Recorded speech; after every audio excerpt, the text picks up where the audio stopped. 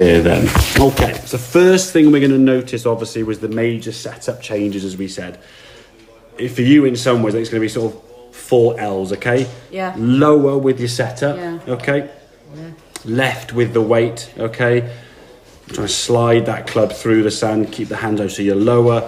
Weights on the left side, using the lob wedge, yeah? I think, yes, there's going to be a situation where the lob wedge is the wrong club, but I'd rather reduce so many variables and you taking, because your sand iron there, you can't open the club face like that with your sand iron because you've got so much mass behind it. Yes. So in time, I think, once you kind of become, I guess what you would say is a fairly accomplished bunker player, and you can get out of bunkers fairly reasonably, then we can start looking, okay, which club to use, when it's got to go this far, that far, whatever, okay?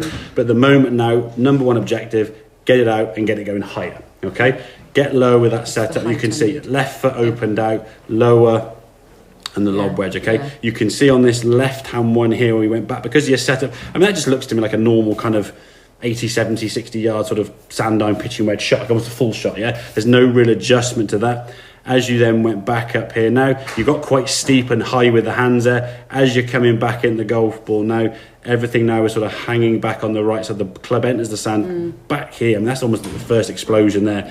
So you've hit the sand here now and you felt the club slow down very quickly. Well, now at this point, your brain's thinking, hang on, we've got to try and drag through the sand. So your left elbow now starts trying to pull. Yeah. And the club then sort of exits really high, trying to lift it up in the air, and the ball just dribbling on the ground there.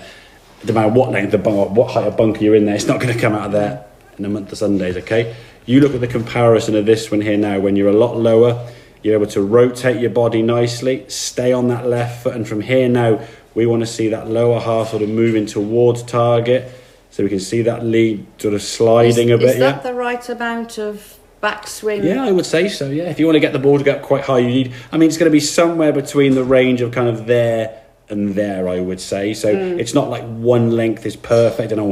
If you're starting to go back here, then yeah, probably going to be a little bit too short, okay?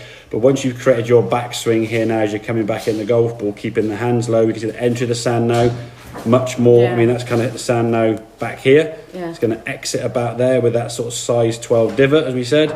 Look at the height of that ball now. Better. And look at your left elbow, not having to try and react to the sand. And look at the turn and twist now. You're facing target, and that just looks really, that looks like someone who's really good in bunkers as opposed to someone who's panicking in bunkers, yeah? So the more we can get into that right hand one there, low, left, flare your left foot, lob wedge, Yeah. all the L's, yeah?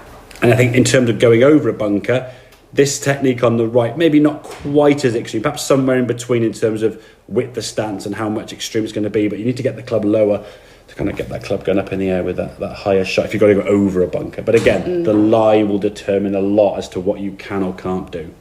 All right, so... Don't grip it down, so... Yeah, low hands, left, weight, left foot open, lower with the lower body, just so you're just sinking in the sand there.